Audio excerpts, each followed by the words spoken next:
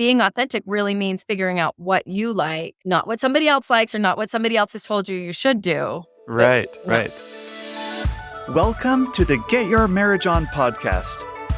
I'm your host, Dan Purcell, a Christian marriage and intimacy expert and coach. I'm on a mission to help couples have the best sex and most emotionally intimate marriages possible. Our episodes cover topics you've always wondered about and are packed with practical advice designed to help you take your marriage to the next level. In any intimate relationship, we want two things, which paradoxically seem to be at odds with each other. We want to belong to ourselves, that is, to have autonomy, and we want to belong to someone else. That means, be in relationship with someone.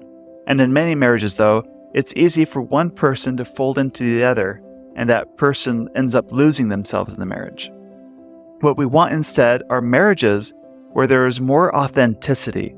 We want marriages where we can be real with our spouse and ourselves and own our desires while building a marriage worth getting excited about. Authentic marriages have more honesty, freedom, and a much more satisfying sex life.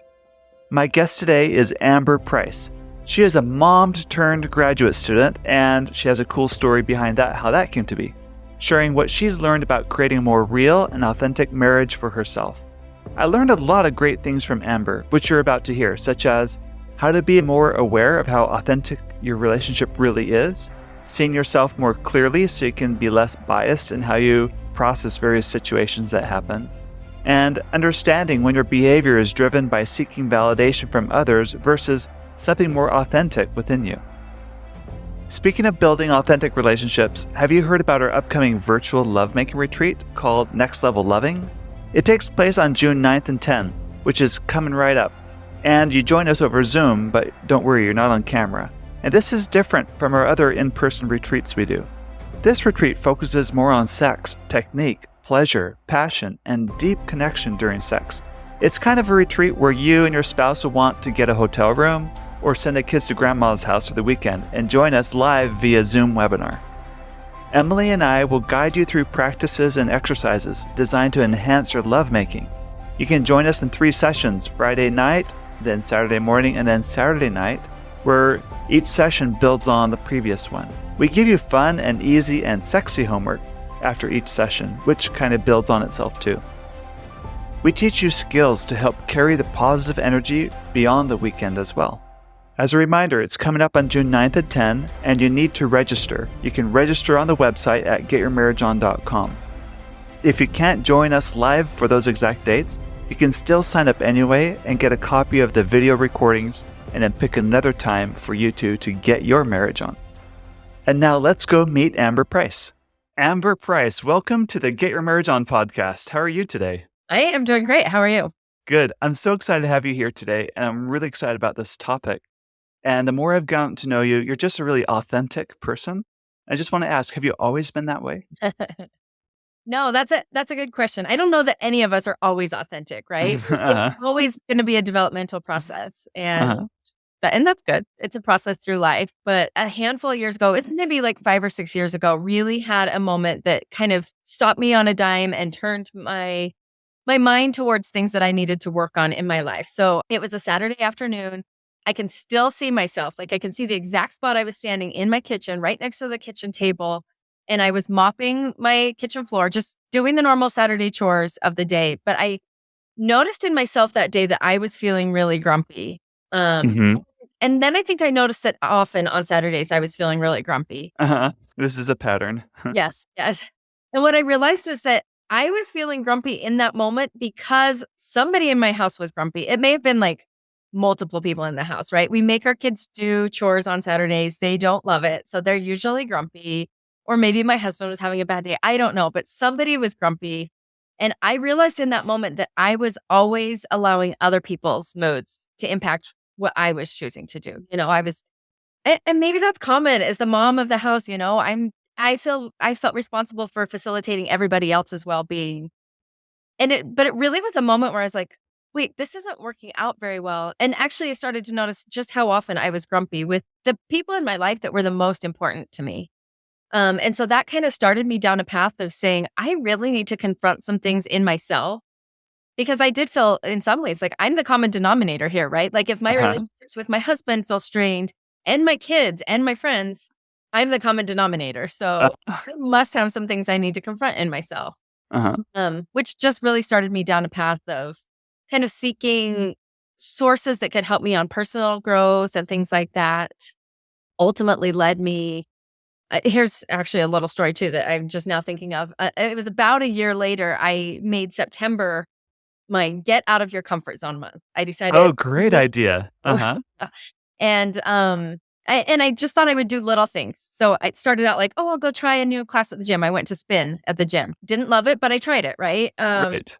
I said yes to leading the music at church, even though I've never done that, and I really have no desire to do that. Just little things like that. Uh-huh. But Uh-huh. by the end of the month, I had applied to go back to grad school, which I did Oh, not see coming. whoa. So, Gotcha. Gotcha. kind of big changes, but starting out Mhm. small and just stretching myself. And it just kind of has put me on a path of developing who I am and feeling more comfortable with who I am. And then that's the exact thing that I've ended up studying in grad school and what I try to help others get on that path also.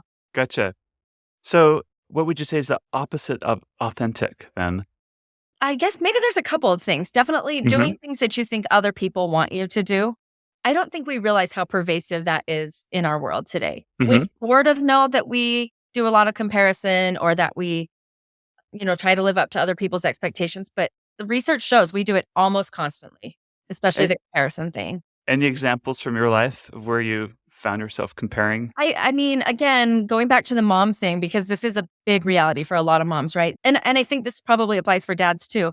There's always the standard of this is what a good mom does. So in Mhm. my mind, I'm trying to live up to these good mom standards that I think the world has for me. Oh, I've got to have a healthy meal on the table and my house needs to be clean and I definitely shouldn't have a pile of laundry sitting in the corner and my kids need to be in all the best activities and getting great grades and I need to be smiling and happy all the time. I mean, I could go on and on, right? Yes, uh-huh, We uh-huh. all feel that. But when we're trying to live up to these expectations that we think other people have for us, we're not being authentic at all to who we actually are, unless we're choosing those things for ourselves. Gotcha. Yeah, gotcha. Where do you think these messages come from?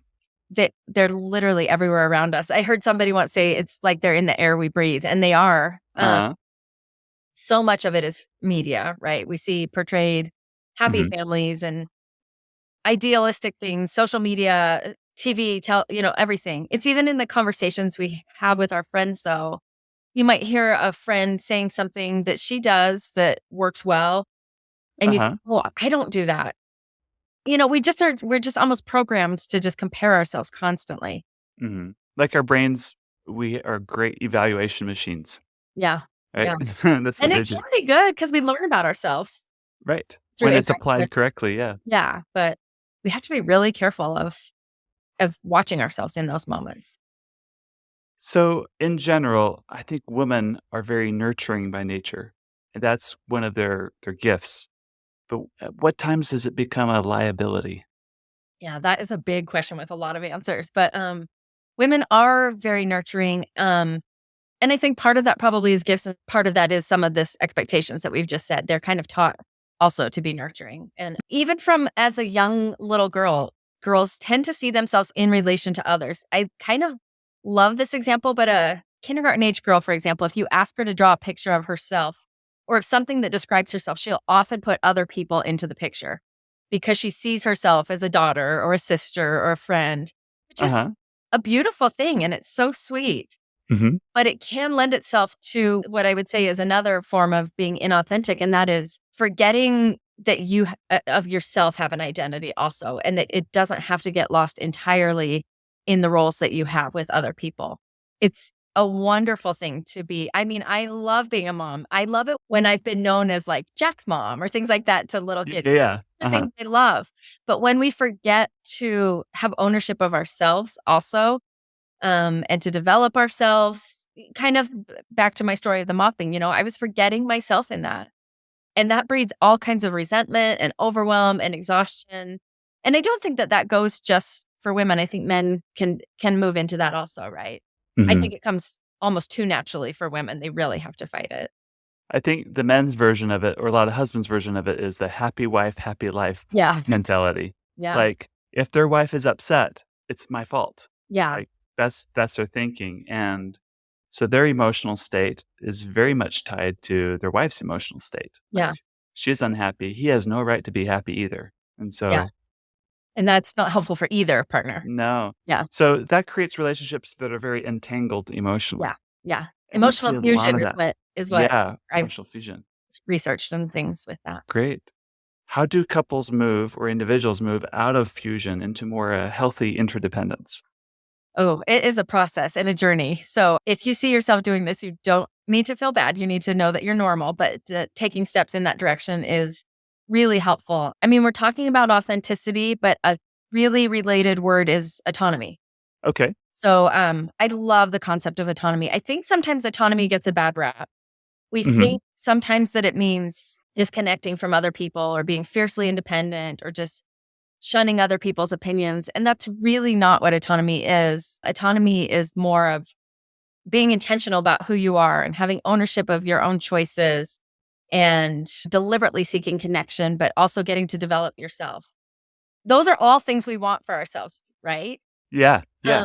sometimes I even think of it as like, if you think of a 2-year-old or a 3-year-old, which Hmm. we all know 2-year-olds and 3-year-olds, and they Uh-huh. really want to learn to do it themselves. Uh-huh. They want to tie their shoes or they want to buckle themselves into their own car seat, and they're going to throw a tantrum if they don't get to, right? Right. Uh-huh. It drives us crazy, but we want that for them also. We All want right. them to develop. And then even like a teenager is really, really pushing the autonomy piece, right? Like, Yes. I want to make choices for myself. I want to develop who I am. And again, I have almost all teenagers right now. I have 4 boys in there between 11 and 19. So, Nice. Uh-huh. and they definitely are wanting to do things for themselves. And sometimes I'm like, but if you just listen to me and the way I want you to do it, things would work out. Hmm. But I don't really want that for them. I want them to develop who they are. I want that autonomy piece for them. I think we all relate to that, right? Like we know that our kids need that. I think that as we get older, sometimes we as adults start to think, no, I'm not supposed to have that. I don't know that we deliberately think, no, I'm not supposed to have autonomy, but we sort of believe that, right? Like, oh, Hmm. I'm really just supposed to lose myself in serving others. Right. And somehow we decide that autonomy piece doesn't matter. But I don't think we would have wanted that for ourselves when we were younger, or we wouldn't look at our kids and think, boy, I sure hope you lose who you are when you get older. Right. Or they think marriage is an exception to all that. Yeah. Right. I'm supposed to lose myself and not be a self in this marriage Yeah. because I'm married or whatever. Yeah. But if you've lost yourself in your marriage, then who's the other person married to? Like And no there's one. no one to Right. connect with. So that's Uh-huh. not valuable at all for anybody. Yeah. Let's apply this all to this is a sex podcast. We Mhm. talk about healthy sexuality. How does all this apply in the bedroom?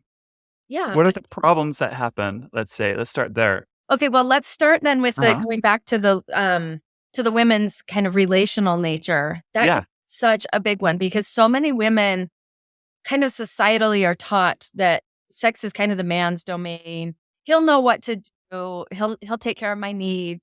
Hmm. Or I'm doing it for him. You know, I'm just here to please him. In fact, there's Yes. research that shows that women will report being sexually satisfied, not if they are actually orgasming or feeling sexually satisfied, but if he is. Okay. Um, Uh-huh. that's not authentic. That's Uh-huh. not, I don't think men want that either, right? That's not what the man wants out of the relationship. He wants to bring her pleasure and help her enjoy the experience too. And Oh so, yeah, absolutely. I dy- think an aspect of male sexuality is a lot of men are genuinely excited when their wife is excited. yeah, Yeah.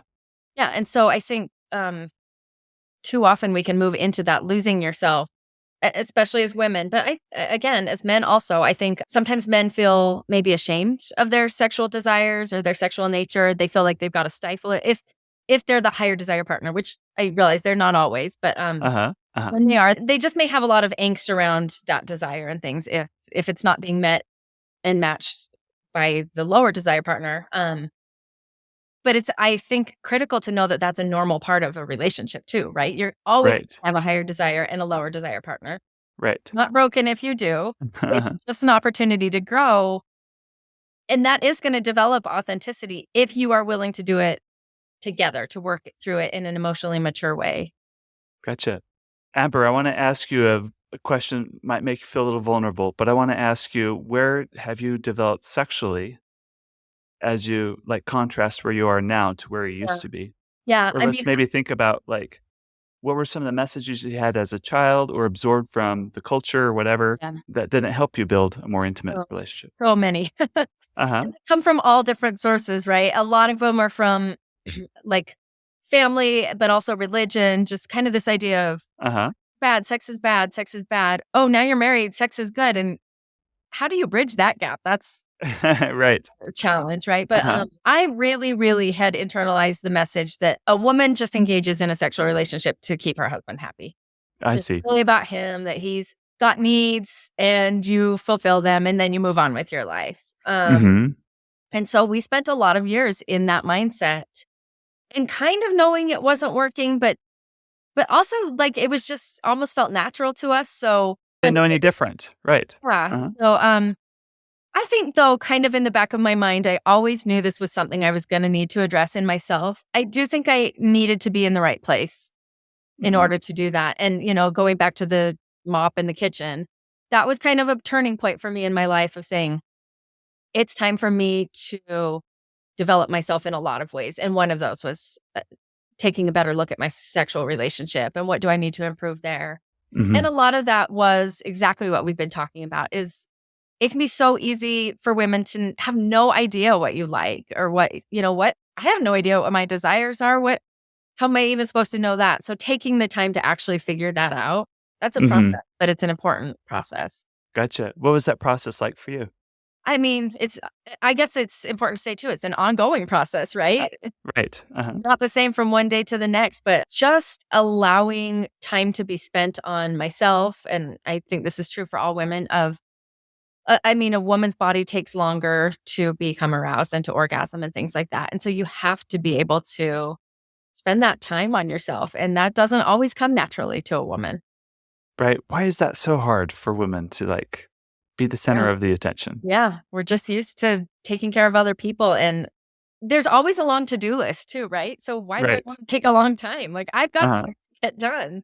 So that can be hard to be present in that moment. And I'm the kind of person and I know I'm not alone in this, that my brain is like, if my brain's a computer, I've got 25 tabs open Yes. any given time. Uh-huh. So Uh-huh. shut all of those down and be present is always a challenge.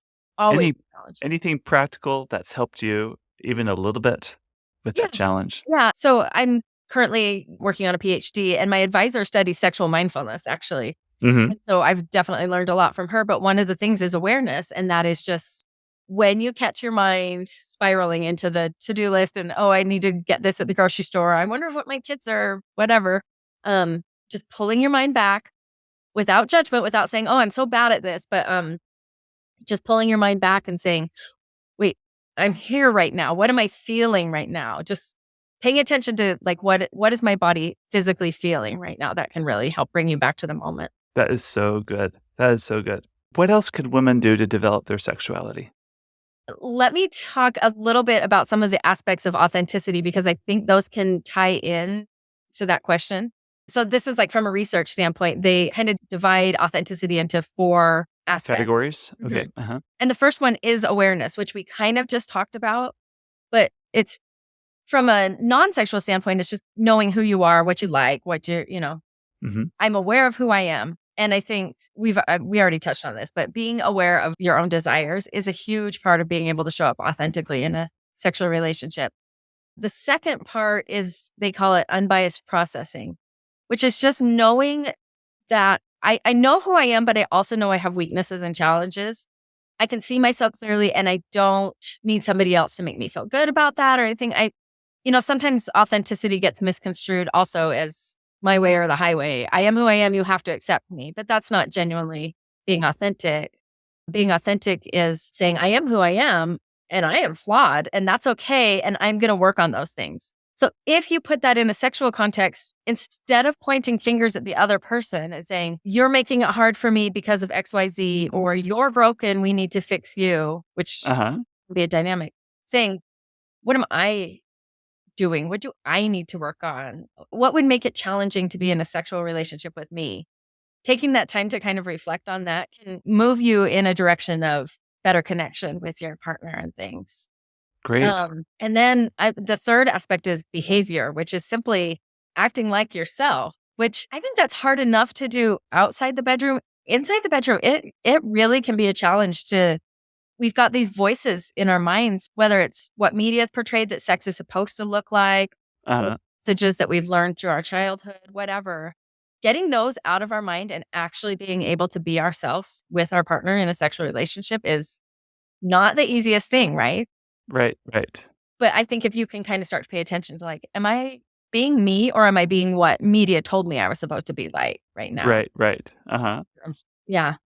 And as you say that, I think of a conversation my wife and I had recently, reminiscing on one of our, really good sexual experiences. Mhm. And it's going into the encounter, we kind of set some ground rules where she was going to go first and then I was going to go second. But Okay.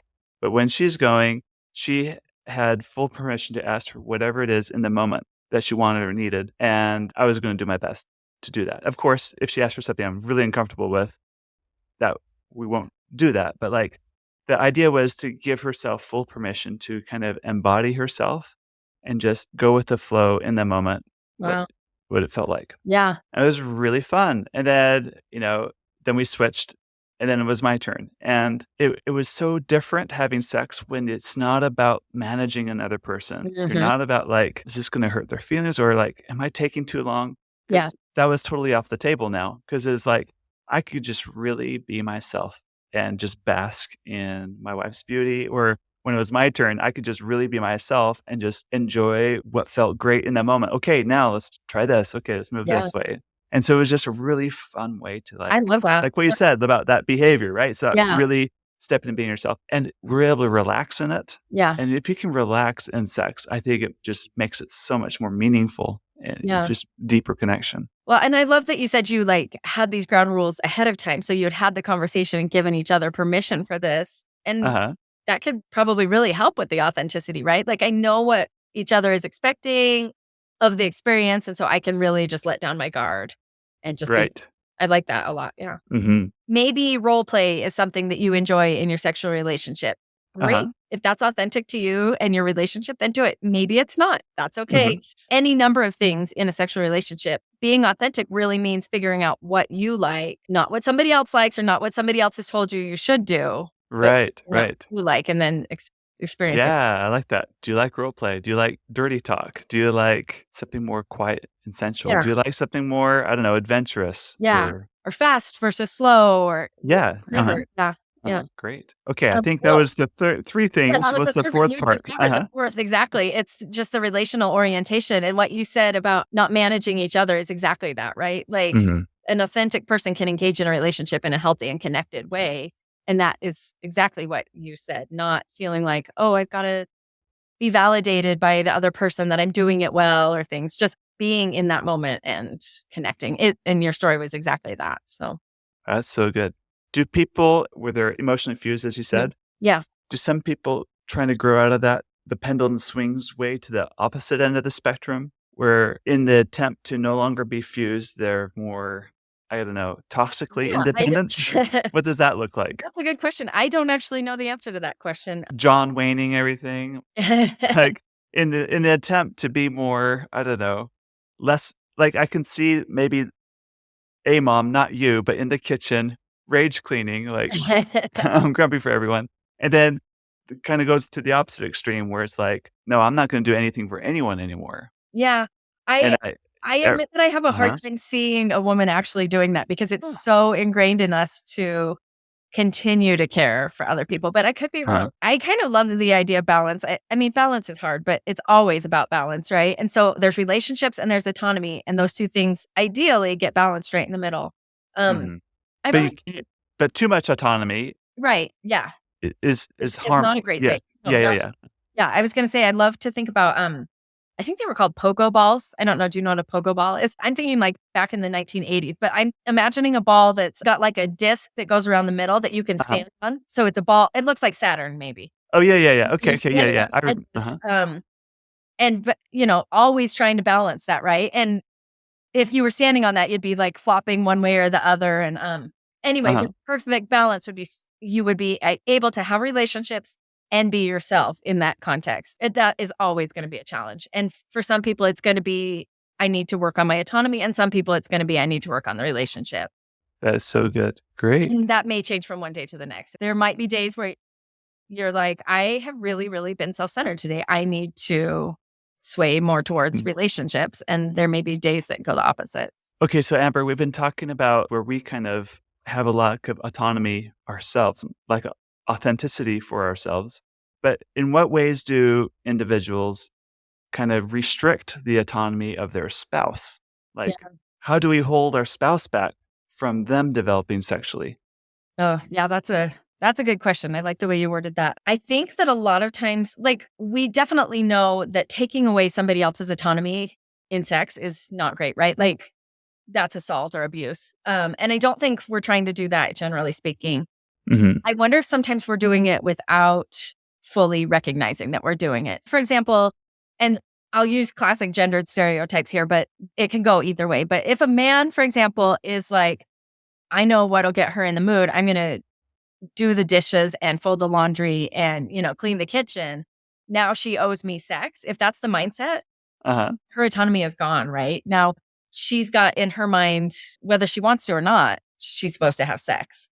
She's almost being treated like a vending machine, right? Like put Yes. this in and out comes sex. That's not autonomous sex. And that's not going to be good for either person then, right? If she's not choosing it, he's not going to enjoy it as much either. I think sometimes on the flip side, and again, gendered stereotypes, and it can go either way, but if she is saying yes to sex because it's easier to just say yes to avoid the conflict that may come, or if she's saying yes to sex to feel like she's a good wife, which we had talked about a little bit already, that's not autonomous sex either, right? She's lost her sense of autonomy in that. And again, it's not going to be the connective, authentic sexual experience that you're probably looking for. Right. I think, again, and we touched on this, but anytime you're stifling your own sexual desires, like, oh, I'd like to have sex, but oh, I'm ashamed that I want to have sex. Autonomy out the window again, right? There's no ownership of who you are. Anytime you're doing it because you're looking for reassurance that you're loved. Now, that one is a tricky one, right? Because sex can provide that connection and that feeling of love, and that's great. But if you're doing it explicitly for the sake of feeling like, reassure me, validate me that you love me still, now you've crossed over into non-autonomous sex. Looks like the pattern here is like a little bit of dependence. Yeah. Like you're depending on your spouse to be a certain way so that I feel okay to be a certain way. Yeah. That's kind of the running theme I'm picking up from everything you're teaching. Yeah. And it's less connective when it's like that, right? We want to be in a relationship where both people are like, yes, I want to engage in this with you. I want to enjoy this experience with you. Let's be ourselves. Let's build this connection with each other. Right. It's always a challenge. That's good. It's reminding me of one of my recent conflicts in my marriage too, around sex, where there's a certain sexual act I want to try. My wife doesn't. And therefore I turn into Eeyore. Yeah. Right? Like things are falling apart. This is never going to go anywhere. But that doesn't serve anybody here. And again, it's like I'm dependent on my wife doing or agreeing to something for me to manage my own emotional states. That keeps us fused or enmeshed or whatever. On that then. It'd be easier to just do it and then he won't do the Eeyore thing. Yes. She's even said that. Like, maybe I'll just give in or whatever. It's like, but then again, I know that's not what I really want, right? It's about that. So I actually was teaching last week kind of a sex seminar for young adults. And one kid raised his hand and said, I hear you saying that you need to be authentic to your own desires, know what your desires are, not stifle your desires, but also that you need to let your partner have their desires. And how in the world do you do that? And I was like, that is the question of a lifetime, right? You figure it out. Yeah. But I love the concept that that's what a sexual relationship is to work through challenges. It's supposed to be challenging to get through this. And when you can have emotional maturity and patience and forgiveness and commitment and all those important things, then you work together through it and you can grow through it. Right. And then you'll probably face another challenge down the road, but that's okay because you can grow through that too. Right. How important is honesty in all of this? Oh, that's a good question. I mean, doesn't honesty sound a lot like authenticity? Like It does. really, Uh-huh. I'm just showing you who I am. I'm telling you who I am. I'm being who I am. I'm not hiding anything from you. Is it possible to be authentic and honest without being an ogre about it or being a bully about it? Yeah. Uh-huh. I mean, I think those things absolutely go together because that relational orientation piece of authenticity is like, it's not my way or the highway. It's, I am who I am. I'm comfortable with who I am. And I'm willing to allow you to also be who you are Mhm. and to show up. And I'm not going to finger point and blame you. I'm going to reflect on myself and develop myself. And if both partners are doing that, then we're on a path to something good, right? Mhm. That takes a lot of character, doesn't it? Yeah. Yeah. A lot of And character for that. forgiveness. And forgiveness is Mhm. one of my favorite parts of marriage because I screw up as a wife all the time. And I'm so glad that my husband will forgive me. And it goes Mhm. both ways, you know? Mhm. So, Amber, you probably don't know I'm about to ask you this, but I wanna know, what are your black belt sex tips? We talked about being more authentic in our relationships, bringing more honesty, and allowing more autonomy, and less fusion, which I love. Now, let's say you're working on that as a couple. Things are getting better, you're developing your sexuality. I wanna hear your tips on how you can take sex to the next level. Yeah. Okay. That's a really good question. And I think do all of these things that we've talked about. Just take those Mhm. baby steps in the right direction. Give yourself grace. Know that you're going to fall short. All of Mhm. that is fine. But I recently was talking to a friend, and I this is not something I had realized a handful of years ago, and it definitely wasn't something she had realized. But as a woman, if you can get a vibrator, and if your husband is okay with that, that will just even the playing field a lot because all of a Uh-huh. sudden, it's not going to take nearly as long. A quickie is not a thing for a woman unless you can, have an easy access to an orgasm for her too, and a vibrator will help that a lot. Yes, yes. I So I think just think it allows that connection to just happen easier without all the frustrations that can. mhm. Yeah, they're wonderful inventions. Definitely God inspired. Yes. Good. Yes. Any other tips you wanna share? No, I guess my last tip would just be that reminder that it's challenging, but it's supposed to be challenging, and you can grow through it and develop connection as you work together through it. Give yourself grace, be patient with the process, and just have fun and enjoy the journey. Great. Very good. Where can people go to learn more about you, your work, and follow you? Yeah, so I have a website, amberaprice.com, and my work is more just around authenticity and connection and real intimacy in general. So even, beyond sexual relationship and things, just feeling good about who you are and then building your relationships because you feel good about who you are and not losing who you are. So yeah, my website, I've got some courses and resources there. And then on Instagram at amber.a.price. Great. That is important. I Googled Amber Price, and Yeah. Google auto suggest said Amber Price is right. So I guess either way, Great. uh, Amber Price is right. It's right. Amber A Price. Yes, very good. Well, thank you very much. Yeah, thank you. Thank you for listening to today's episode. If you're interested in accelerating growth in your marriage, either sexually, emotionally, or spiritually, I want to invite you to work with me in my affordable coaching program called Next Level. More information about Next Level and my fun and sexy apps for couples are available at getyourmarriageon.com. Please also don't forget to subscribe to this podcast so you don't miss a single episode. And be sure to tell your married friends. I promise, they will thank you for life. Now go get your marriage on.